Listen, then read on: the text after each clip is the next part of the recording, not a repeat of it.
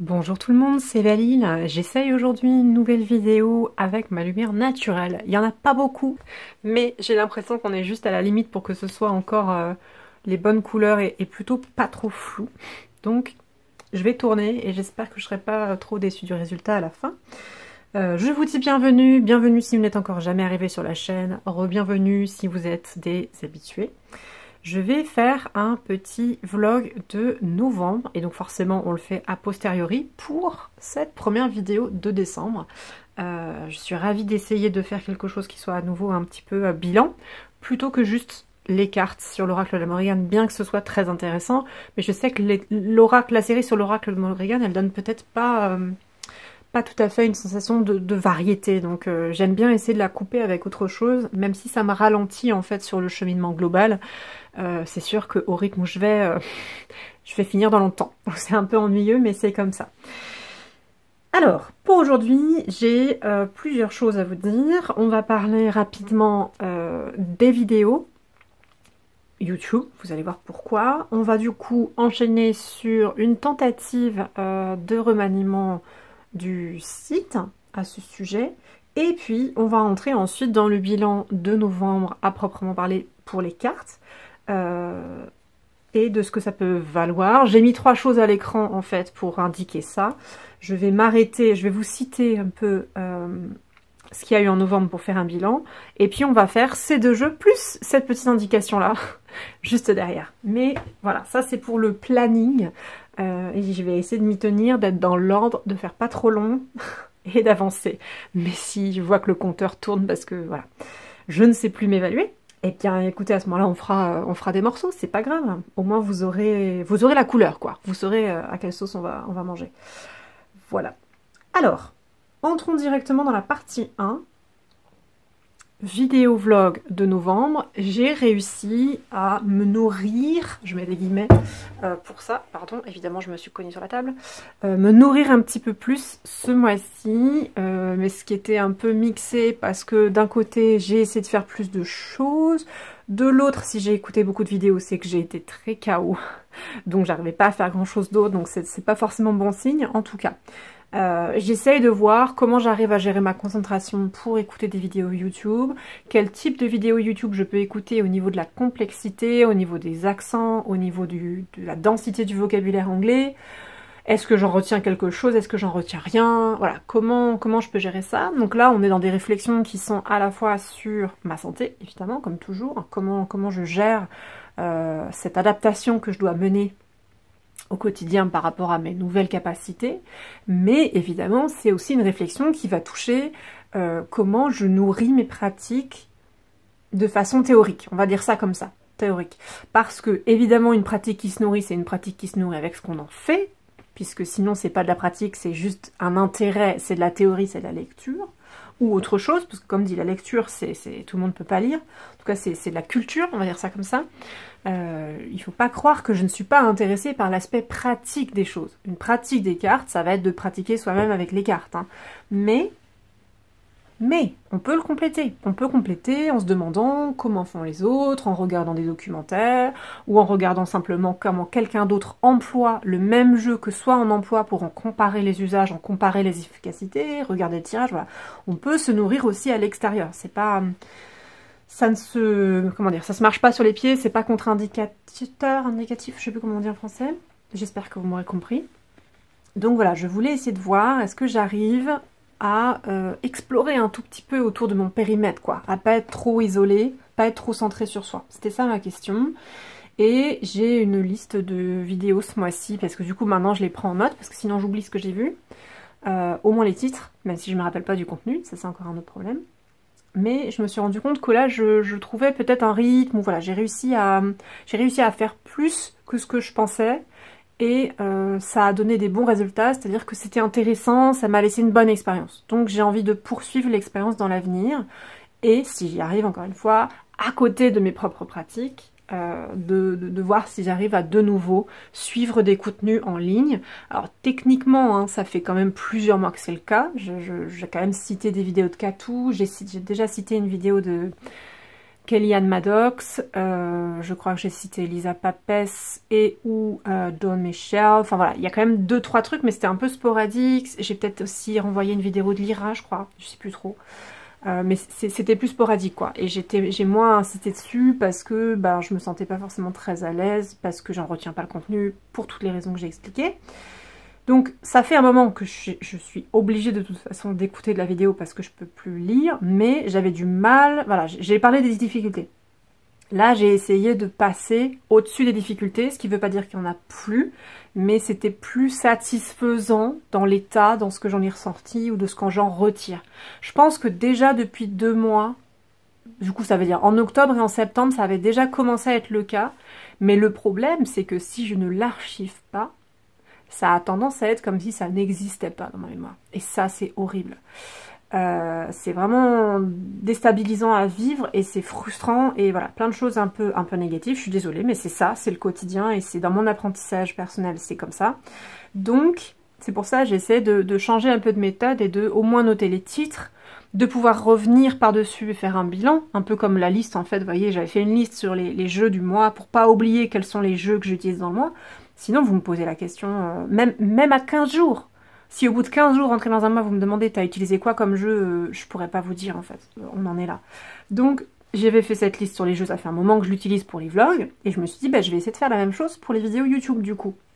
Et ça a commencé à m'aider, voilà, ça m'a permis d'aller de l'avant, une petite pierre après une petite pierre après une petite pierre, pour me dire, ok, je peux faire, oui, effectivement, j'ai vu ça, est-ce que j'arrive à me rappeler du contenu de la vidéo juste à partir d'un titre, est-ce qu'il faut que je prenne des notes, sous quelle forme peuvent être les notes, voilà. Après, il y a d'autres questions d'apprentissage qui se posent derrière. Je vais m'arrêter là pour les explications un peu denses. L'idée, c'est que j'ai pu faire plus, donc, que j'arrive à m'en satisfaire, que j'arrive à en glaner des petites idées, quoi, des tout petits trucs. Donc, c'est assez cool. Pourquoi je vous en parle aujourd'hui ? D'une part, parce que ça fait partie des choses que j'avais quand même mentionnées dans de quoi on pourrait parler dans les vlogs, dès le départ. Et on pouvait parler des contenus d'autrui, où j'ai bien voulu vous montrer des livres, et on voit bien que les livres, c'est compliqué, donc je m'étais dit, est-ce que j'arriverais mieux avec de la vidéo ? Peut-être que j'arriverais mieux avec de la vidéo.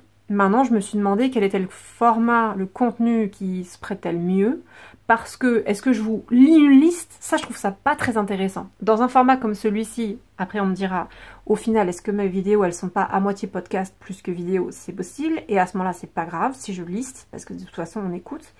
J'attends vos avis dans les commentaires. Si vous, ça ne vous choque pas, je peux très bien lire la liste tous les mois de ce que j'ai vu, des choses que j'accepte en tout cas de partager.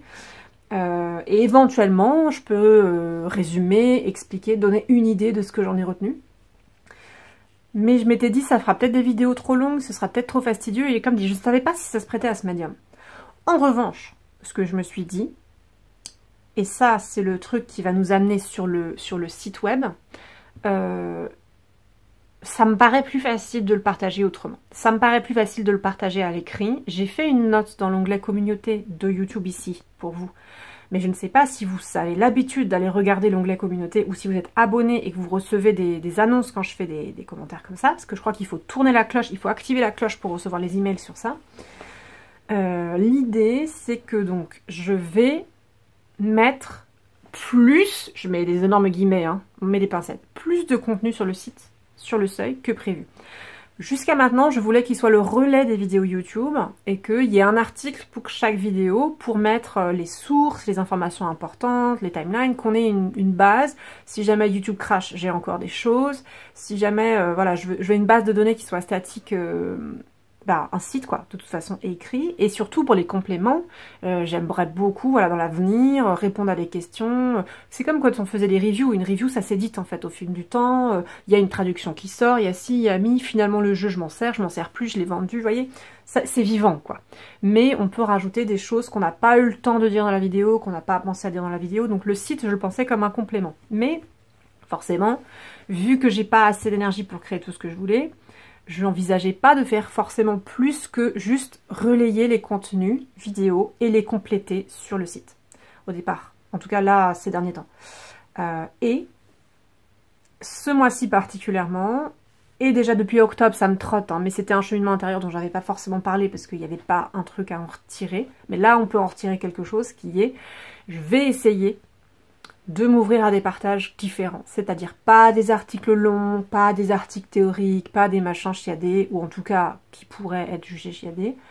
Parce qu'en fait j'aimais être exhaustive avant, bref, tout ça je l'ai déjà expliqué. Donc j'ai publié deux choses. J'ai publié un article qui va expliquer tout ça sur le site de Sur le Seuil, sur le changement de ligne édito du blog. Donc lisez-le, c'est pas très long, tout est dedans. Je vous explique mes troubles, j'allais dire, mes petites errances intérieures, les questionnements que je me suis posés, le fait de gérer ma frustration sur ce que je peux plus faire, le fait de surtout en fait avoir du mal à me recalibrer dans ma gestion du contenu par rapport à quand j'étais professionnelle, je mets des guillemets, en tout cas j'avais une posture que je voulais être professionnelle même si j'avais pas encore ouvert d'entreprise et que j'avais pas des revenus dessus. Mais ma création de contenu, pour moi, c'était de l'écriture, c'était travail d'auteurice. La création de vidéo, c'était un travail d'auteurice, mais dans un médium vidéo. Donc, pour moi, c'était pro, quoi. Bref. Et j'arrivais pas à changer. Je voulais que ce soit toujours bien présenté, pas une faute, exhaustif, des traductions, des ci, des mi. Voilà, je visais un truc en particulier que je pensais être plus complet, on va dire ça comme ça, et j'acceptais pas, du coup, depuis la maladie, je me rends compte de faire moins. Donc quand j'ai repris les vidéos, j'ai accepté de plus monter, j'ai accepté de faire des fautes, j'ai accepté de plus structurer, j'ai accepté d'improviser. Ça a déjà demandé du boulot, de toute façon vous l'avez déjà entendu, parce que j'arrête pas de revenir sur ces difficultés parce que j'ai du mal à les intégrer, donc j'en ai déjà parlé plein, voilà, donc on s'arrête là. Et là, l'idée, c'est que j'ai travaillé intérieurement sur mes émotions pour dépasser certains blocages là-dessus. Voilà, les 2 derniers mois. Et là, je pense que j'ai passé un cap. Donc, sur le site, désormais de Sur le Seuil, vous aurez des choses très courtes. Vous aurez des partages qui peuvent faire penser à ce qu'on faisait sur les réseaux sociaux avant. C'est-à-dire, on relaie une vidéo, on relaie une musique qui nous a plu, on relaie... je sais pas, un article, voilà, et on écrit quoi, quelques petites lignes, mais le contenu vers lequel on renvoie, il est externe. C'est ça que je voulais faire, et je me suis dit que ça pourrait aider par rapport à la question des vidéos, parce que si je regarde des vidéos qui m'ont vraiment marqué, autant que je les relaie. Autant que je dise, ça j'ai trouvé intéressant. Je l'ai écouté, j'ai réussi à l'écouter, j'ai trouvé intéressant. Éventuellement même, ben du coup c'est ce que j'ai fait dans un second temps, vous verrez. Après l'article sur le changement de ligne édito, vous avez un premier article qui correspond à cette nouvelle ligne édito qui s'appelle « J'ai vu » et le titre d'une vidéo. C'est une vidéo de Kellyanne d'ailleurs, Maddox. Donc qu'est-ce que je fais? J'ai résumé en fait la table des matières YouTube en français. Donc pour les personnes qui ne parlent pas français, j'annonce très brièvement vraiment en dessous de quoi ça va parler, et il y a 1 ou 2 commentaires perso. Voilà. Ça ira pas plus loin parce que j'ai pas la possibilité, mais au moins ça me permet d'archiver une trame de mes recherches. Du coup on met des guillemets parce que pour moi ça me paraît très superficiel, mais au moins j'ai quelque chose. Et si vous suivez le blog régulièrement, si vous venez voir, au fil des saisons ou quoi, vous aurez une idée de ce qui peut se faire, de ce qui peut se discuter, vous aurez des thématiques variées qui vont prendre tout un tas de thématiques, je pense païennes ou carto. Peut-être ça vous parlera en fait, peut-être ça vous sera utile, peut-être vous l'avez déjà vu vous-même, parce que c'est... Il n'y a pas de très grande originalité. Hein. Kellyanne Maddox, c'est une personne qui est ultra connue, donc il y a sûrement des gens qui connaissent Kellyanne Maddox ici. Mais au pire, on peut aussi échanger sur « Ah bah moi, ce qui m'a marqué dans la vidéo, c'était plutôt ça, ça je fais pas, voilà. » C'est des petits partages simples, mais pour moi, c'était l'essence du microblogging en fait au départ, il y a très longtemps. Et j'aimerais revenir à ça. C'est un aperçu sur où j'en suis dans mon cheminement, qu'est-ce que je lis, qu'est-ce que je regarde. Et moi, ça me permet d'avoir une trace, ça me permet d'avoir des petites notes parce que j'ai pas forcément la possibilité de dédoubler. Si je les prends pour moi, j'aurais du mal à les faire pour vous, ça veut dire qu'il faut que je fasse 2 fois le travail, enfin bref. Et l'idée, c'est de le faire au moment où ça vient, ou alors vraiment au moment où j'ai l'énergie, et il faut que ça prenne 15 minutes, quoi. Vous voyez, c'est des trucs, il faut que ce soit pas dur à créer pour moi, sinon je pourrais pas. Donc j'annonce ça, on va partir, on va rouler avec ça, et je vais voir si ça tient. Ça tient sur les mois suivants. En tout cas, désormais, c'est une possibilité que je me donne, que j'ouvre, qui sera donc un complément aux vidéos YouTube. Pourquoi je l'annonce ici? Parce que du coup, techniquement, c'est quelque chose que j'aurais pu relayer à un moment donné dans l'onglet communauté de YouTube. Mais désormais, ce sera vraiment sur le site parce que il y aura un peu plus, je pense. Et j'ai envie que ça se structure différemment et qu'on puisse avoir un panorama. L'onglet communauté de YouTube, c'est pas non plus un blog, quoi. Ça s'y prête pas. Donc, ça sera à l'extérieur. Donc, ce que je vous invite à faire, c'est en fait de passer sur le site directement et essayer de vous abonner. par mail, c'est gratuit, ou alors vous enregistrez l'adresse et vous la mettez dans une barre de favoris ou je sais pas quoi, et puis vous passez la consulter de temps en temps. Pourquoi je conseille de passer directement par le site? Parce que YouTube est déjà un réseau social où on rate des choses, même avec les cloches c'est pas toujours simple. Et surtout sur Facebook, qui est le dernier réseau social que j'utilise, on m'a indiqué que les notifs n'arrivent pas. Il y a plein de gens qui ratent les notifs, donc en fait si vous voulez ne pas rater de notifs, ben autant que je vous renvoie vers le site lui-même en fait. Abonnez-vous au site, ça coûte rien, c'est juste un mail et vous serez notifié quand il y a quelque chose. Vous n'êtes pas obligé de le lire immédiatement quand ça arrive, mais au moins vous saurez, oui ou non, est-ce qu'il y a du nouveau contenu, de quoi ça parle, et voilà. Et j'essaierai d'ailleurs aussi de bien annoncer clairement les contenus qui seront longs, puisque j'avais prévenu que j'ai quand même une série d'articles longs que j'ai commencé à écrire, que j'arrive pas à finir ou à publier, mais ils arriveront peut-être un jour, donc je ne m'interdis pas de faire des contenus longs. J'aimerais bien dans l'idéal, c'est juste trop compliqué avec ma santé. Mais du coup, j'essaierai de bien modifier les en-têtes des articles ou quoi, pour vous indiquer la différence entre les deux. Et c'est des choses, je pense, où vous auriez des choses à dire, ou... Enfin voilà, pour plein de raisons, je pense que ça peut être utile. Donc, je lance ça. Voilà pour le sujet des vidéos. Et donc, de qu'est-ce que j'ai regardé, est-ce que j'arrive à me nourrir, est-ce que j'ai avancé. C'est pas très visuel, c'est pas des choses que je peux vous montrer à la caméra, mais c'est des réflexions que j'ai données déjà dans les précédents vlogs. Voici où j'en suis aujourd'hui, j'ai réussi à avancer là-dessus, et donc je suis assez contente. Maintenant, on va passer à une autre strate. On va passer tout simplement à la strate divinatoire du vlog. Excusez-moi, j'ai peut-être tourné la tête, j'espère que le son n'était pas trop éloigné. Donc dans les vlogs, généralement c'est paganisme et cartomancie hein, chez moi. Et là, beaucoup les cartes quand même, beaucoup la carto. Qu'est-ce qui s'est passé en novembre 2024? Qu'est-ce que sont les decks que j'ai utilisés? Ben, j'ai remarqué quand même qu'il y avait une certaine stabilité. Donc ça m'a fait plaisir parce que je vois qu'il y a des jeux qui sont un peu des valeurs sûres sur lesquelles je reviens. Je pense que ça veut dire aussi que ce sont des jeux qui vont peut-être rester dans l'avenir, ou c'est des jeux qui vont mériter de rester dans la collection par exemple, parce que même si pendant un temps cette base, cette fondation change, elle est remplacée par une autre, je les aurais utilisés vraiment suffisamment longtemps et en profondeur pour que je pense qu'ils aient besoin de rester des outils qui soient à ma disposition. En tout cas c'est comme ça que je le vois, même si on peut juste en fait lancer une hypothèse sans avoir la réponse et seul l'avenir le dira. Pour vous donner une idée, donc en dehors de ces deux jeux, bien évidemment, le Maragon Oracle était là puisqu'il y a eu la question de l'étude des cartes que j'ai réalisée en vidéo. Et puis je pense que je l'utilise toujours régulièrement. Alors peut-être moins parce que là j'étais quand même plus fatiguée et j'ai fait moins de choses, mais moins en tirage perso. Mais je crois que j'ai fait au moins un tirage à nouveau avec l'oracle de la Maragon. J'ai gardé le Midnight Oracle.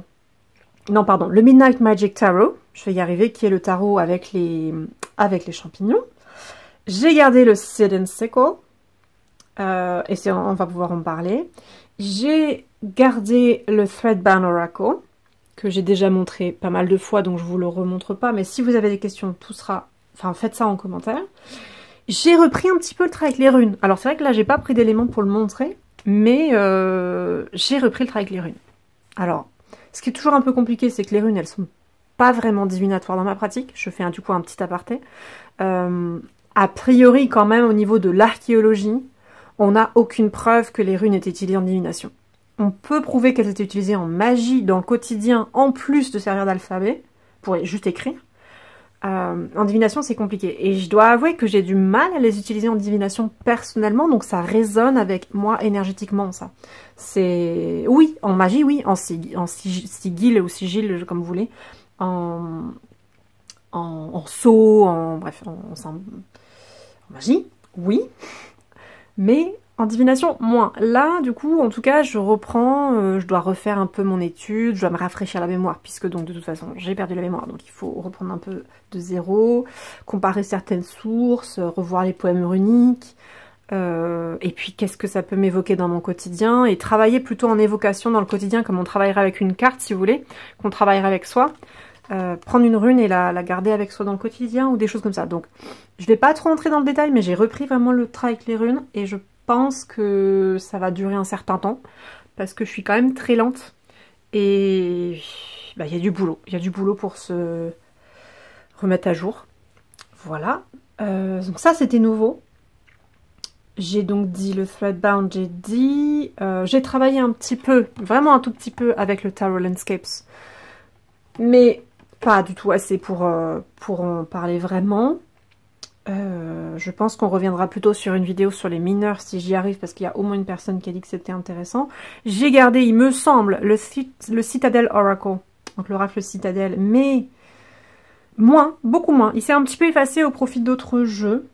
Et puis, donc celui-ci qui vient d'entrer, et donc c'est pour ça qu'on va en parler, le The Gems Oracle qui est arrivé dans ma collection, et le Seed and Sickle, c'était les deux qui ont été les points marquants en fait du mois de novembre. Donc c'est ceux dont je veux vraiment vous parler là, en détail. Alors ça ne veut pas dire que ce sera long, mais en détail en tout cas. J'ai des choses vraiment que je voudrais aborder. Et la dernière chose, mais que je vais garder pour une troisième partie de la vidéo, si c'est pas trop long, et sinon de toute façon je vous ai dit je couperai un petit bout, c'est que j'ai commencé à travailler avec les dés. Donc j'en ai sorti un ici qui est pas celui avec lequel j'ai bossé, mais donc je voulais vous montrer, c'est les dés à jouer tels qu'on connaît. Celui-là c'est un set de jeu de rôle, mais j'ai pris la version je sais plus combien de faces, 8 faces, bref, le dé normal quoi qu'on connaît nous. Et j'ai commencer à expérimenter la technique de divination de Morpheus Ravenna à nouveau avec les dés. Donc il faut juste savoir que Morpheus Ravenna n'était pas seul pour créer cette technique divinatoire avec les dés. Et elle était avec... oh, j'aurais dû vérifier. Une personne dont je ne me rappelle plus le nom, mais de toute façon, vu que je vais vous parler de la technique, je vous mettrai le lien de renvoi vers le document original, le nom des autoristes, etc. Tout sera bien indiqué, au moins sur l'antre, parce que ça doit venir. Et puis sinon, je le mettrai aussi sur le seuil de toute façon. L'idéal, ce serait de le mettre dans la description YouTube aussi. Enfin, dans tous les cas, voilà, je ferai le boulot au moment où la vidéo sera publiée pour que vous ayez les noms. Et donc, j'ai commencé à travailler avec ça. C'est assez spécial. J'imagine que ça pourrait faire l'objet d'une vidéo si vous avez envie d'en entendre parler. En attendant, je vais faire le point maintenant au final et je parlerai des jeux après. En attendant, je voudrais le mettre à l'épreuve et je voudrais le mettre avec l'épreuve avec des gens pour que ce soit plus enrichissant. Donc, j'en ai parlé sur le groupe Facebook en premier pour les gens qui sont censés être les plus actifs normalement. Et je viens de publier ça sur le site. Je vais ouvrir un nouveau service communautaire sur l'antre. Alors, je sais que ça peut paraître un peu beaucoup. Après, quand c'est une date ponctuelle de temps en temps, c'est pas forcément plus de boulot que quand j'écris les articles ou je fais des vidéos en fait. C'est juste que j'ai un peu peur de pas y arriver, d'annoncer que j'ai envie de faire un truc et de pas avoir la santé pour le faire.